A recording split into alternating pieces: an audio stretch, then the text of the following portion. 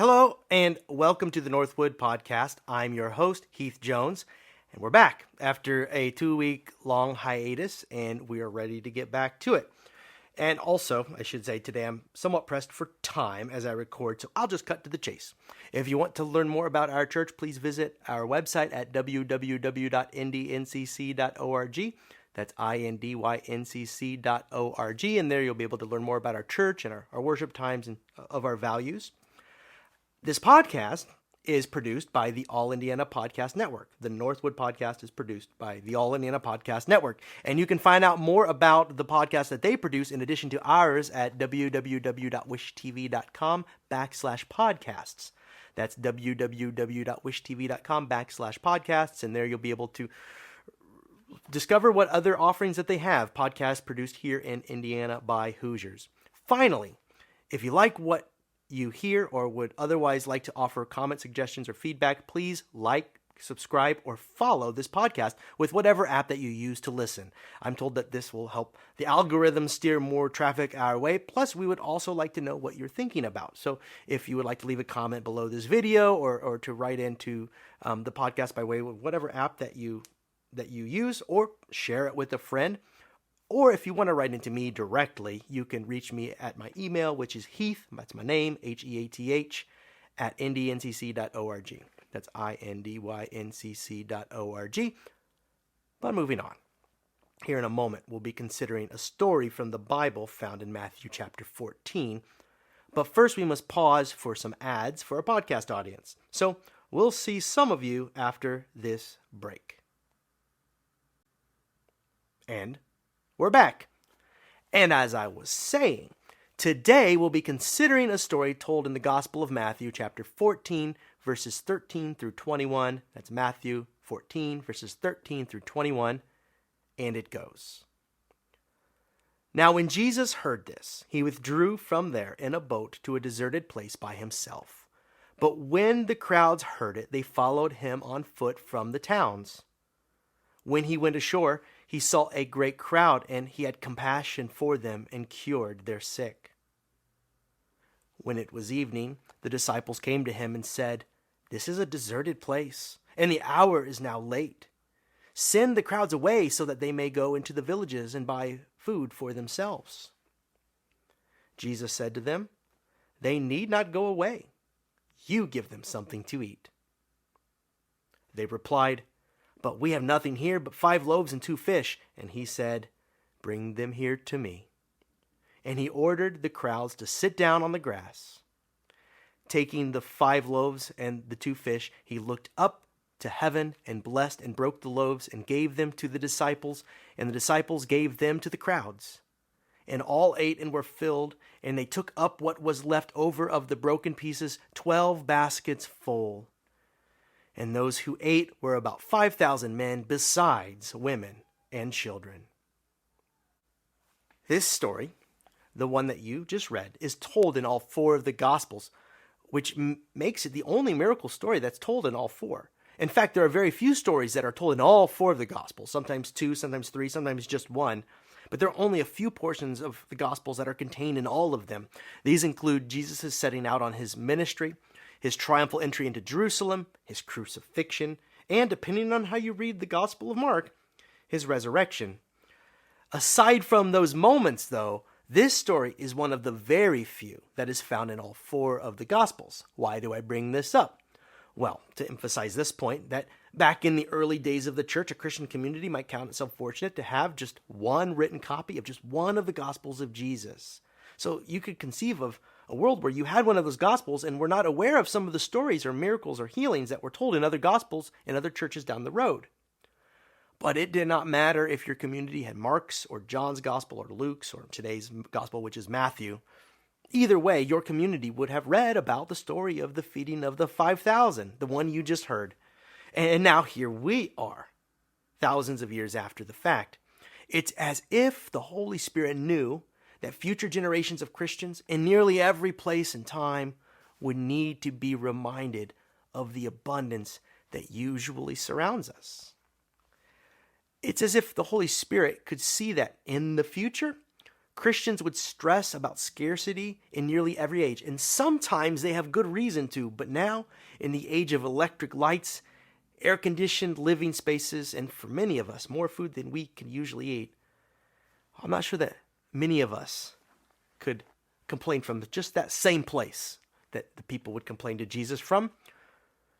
But I'm getting ahead of myself. Before we proceed, I should first note how this story of hope and abundance finds us in the wake of tragedy and heartbreak. You may have noticed that this story begins with a then Jesus. Then Jesus gets into a boat. It sort of starts like midstream because Jesus had just learned before the story that his cousin and friend John the Baptist had been killed, executed by the local governing official Herod Antipas. Not only was John the Baptist a powerful prophet, a truth teller with a flamethrower mouth, but he was also, as I said, Jesus' friend and cousin. I only bring this up to note that perhaps we too, you and I, are approaching this story with heavy burdens to bear, broken hearts and anxious minds. I just call your attention to that to remind you that here's a story that breaks through the heartache to teach us that God is still on the move. But still, in the wake of tragedy, as I said, Jesus' friend is dead. So Jesus is grieving as you or I would. And then Jesus tries to take the space and time that he needs to process his grief. The text reads that he withdrew from the crowd and into a boat to sail to some other place, to be alone. But somehow the word got out, and pretty soon people from all over are following him. This is a pretty common trope in the stories about Jesus. Because for Jesus, grief or no grief, the world just kept on turning, and there still is work to be done. Well, eventually, the numbers of the people, the work, followed Jesus across the country, until they turned into a bona fide crowd, thousands of people. So Jesus then decides to table his grief, puts to shore, because as the text reads, he had compassion on them being the crowd. Next, he proceeds to do what Jesus does. He heals them, one person after another. And this goes on and on, hour by hour. And as the day drew to a close, it occurred to the disciples that the time had come to call it quits. Very reasonable. Apparently, the crowd found Jesus in the middle of nowhere here, which is unfortunate timing and circumstance, far removed from the markets where people might go to buy some food. So the disciples' solution is to send them home. Very sensible, but also to what end?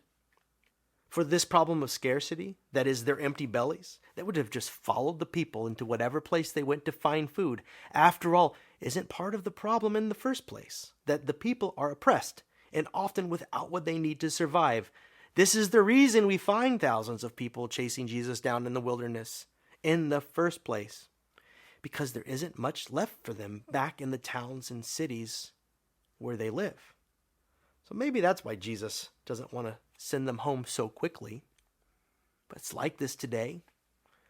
Whenever the poor or the homeless are pushed out of one location, perhaps a public park or to some other public space, and then off into somewhere else, send them home. Well, where's home if they don't have a home? The homeless poor. And we know that when tent cities and park benches are cleared of the unsightly poor, that they'll just move on to some other place. The problems of poverty go with them. They follow the people out to the wilderness and then back to their homes. But it won't matter to you so much if they are out of sight or out of mind. I'm not sure that the disciples were feeling any of these things as they suggested to Jesus that the crowd had better get moving. Could be that the problems that they raised were truly about practical solutions and the logistics of the whole thing. But if they're like me, and I think I know the human heart, I at least think I know my own heart in my own worst moments. And if they're like me, maybe the disciples are wanting to dismiss the crowd so as to wash their hands of the problem. And if that's true, I understand. Problems, there are so many of them. These problems that rise out of injustice. And they're usually easier to contemplate when they are out of sight and out of mind, theoretical, as it were. Heck, if we're fortunate, we'll forget those problems entirely. But Jesus will not let the disciples forget these problems, these people who are right in front of them. Here again, Jesus' response in verse 16. Jesus said to his disciples, "They need not go away. You give them something to eat." This verse has long caught my attention.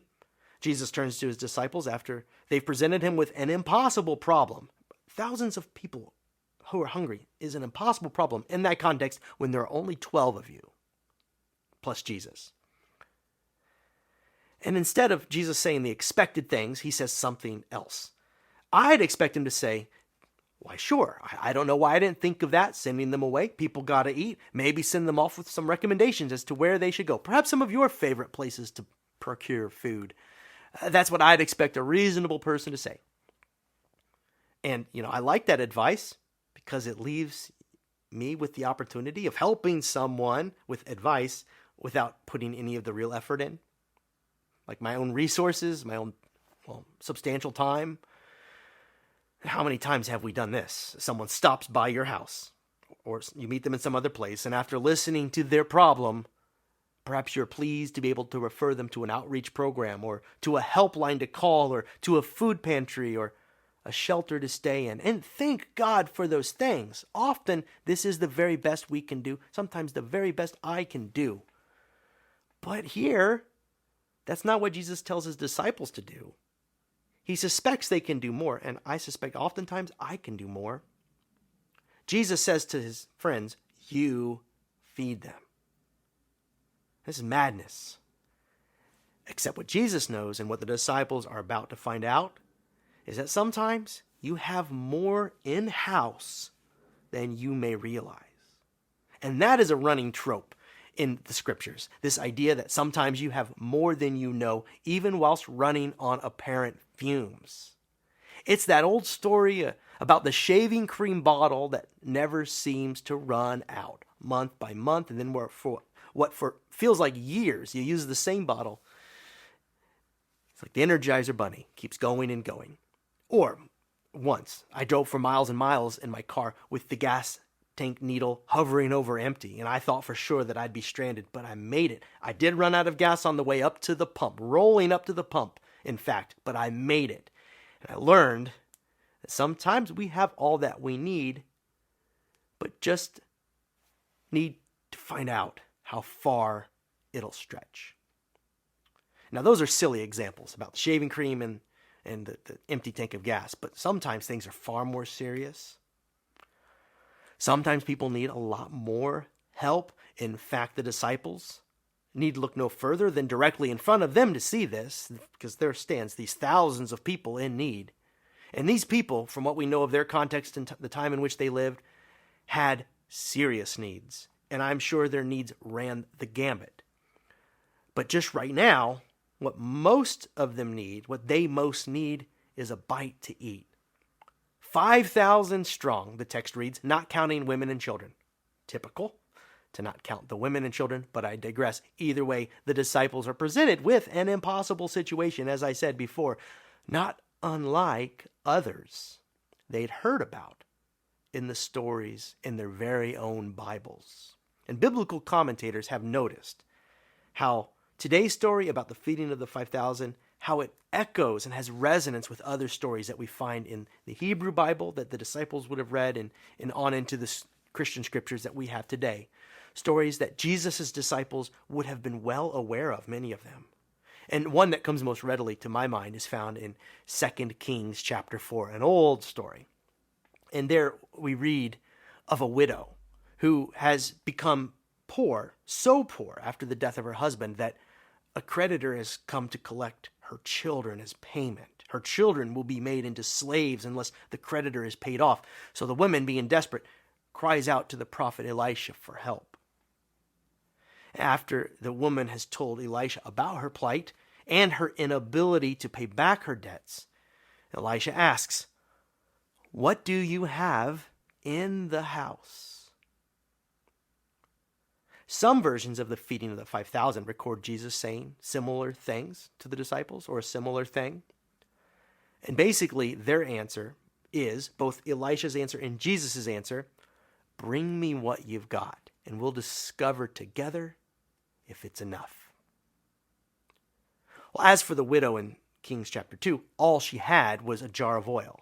And the prophet says, bring it, and bring many other jars besides. In fact, borrow any and all empty containers you can find. Ask your neighbors if you need to, because you are about to have more oil than you can now contain. That's my paraphrase. And she does this. And the story goes that she and her sons filled up jar after jar after jar with oil. I remember when this story was told to me as a little kid. It's part of our Bible stories.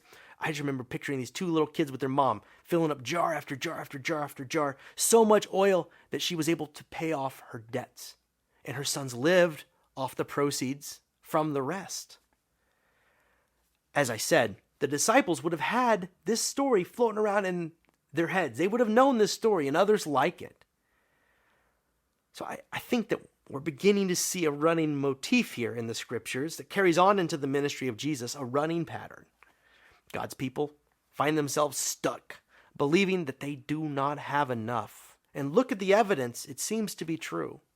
Sometimes they are stuck in the wilderness, just like this crowd before Jesus in today's story. Or sometimes they are stuck like the widow in 2 Kings. The ways that we can be stuck run the gambit. Perhaps most often, we are stuck in a mindset that keeps us from moving forward or from even lifting a finger to repair what is broken in our lives or in the world. Call that apathy, despondency. But Jesus says through it all, get moving. You feed them.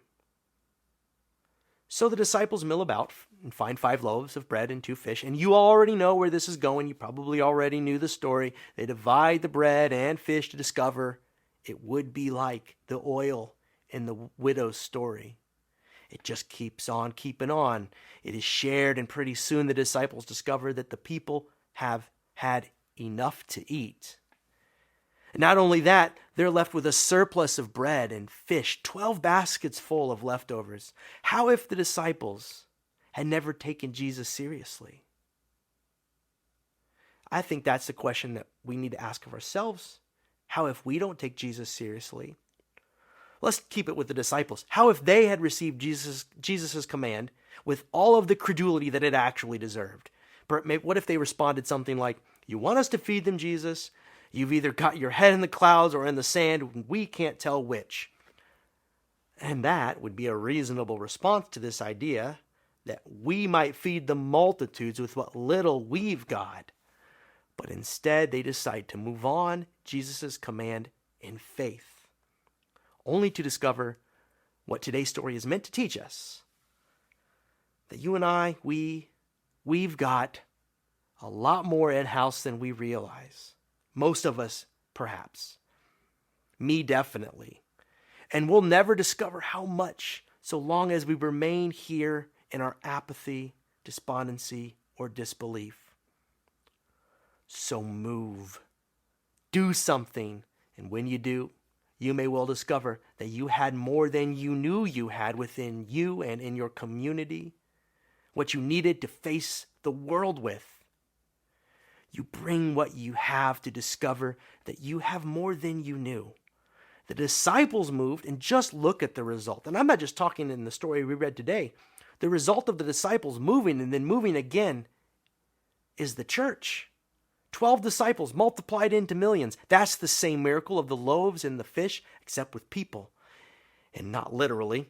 We forget that the entire church of Jesus, in fact, is built on this idea that when we actually get up and try to do the work, then what we had at first in meager supply is multiplied again and again as it's put to good use in the world.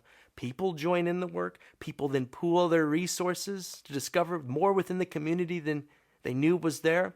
The church then grows from within, from what we have in-house. So I'll pose to you the same question Elisha asked the widow. What do you have in-house? I mean your house. What do I have in my house? And what do I have in my community called Northwood Christian Church in Indianapolis, Indiana, and all the other communities that I participate in? So, church, community, Let's not look into the future lamenting what we lack, what we wish we had. The people, the resources. We are haunted by the past here in America, and definitely at my church. So let's face it, we probably had more back then than we even knew what to do with. Now, by contrast, we feel so small. But we are not. We are enough. Our spiritual heritage contains one story after another where deserts give way to living water. One small boy with a slingshot and stones defeats the giant. One man goes into Egypt. I guess he brought his brother. And Moses brings an empire to its knees. It's a place where a widow needs a certain sum of money to keep her children out of enslavement. And they find jar after jar of oil. Sound familiar? Because this is our story, the story of the Jesus movement and his church. Our tradition tells of persons of faith who set out with nothing but a word of good news on their lips and the clothes on their backs, and we still tell their stories today. Or maybe what they had was 5 loaves and 2 fish, but then all ate and were filled. And that's all it took that day, and so we still tell the story to remind us what could be true for ourselves. Northwood Christian Church and every church besides, we have enough to go around, even if what we've got doesn't seem like much. I'll go down the street to buy 5 loaves of bread and 2 fish if that's what it takes to prove the point. And my point is, between the two of us, there is enough here to change the world and to rewrite history. The question becomes, will we take what we've got and get moving and feed a starving world? We'll find out together. In the meantime, bring what you've got to help your church, to help us feed this hungry world. After all, there is enough to go around. You'll find this out. But first, show up and bring what you have. This has been the Northwood Podcast. If you like what we're doing here, please subscribe to the podcast by way of whatever app you use to listen, or leave a comment. These points of engagement drive more traffic our way. Or check out our website, www.indyncc.org. And also check out the other podcasts produced by the All Indiana Podcast Network. Until next time, this has been the Northwood Podcast. I am Heath Jones. Peace.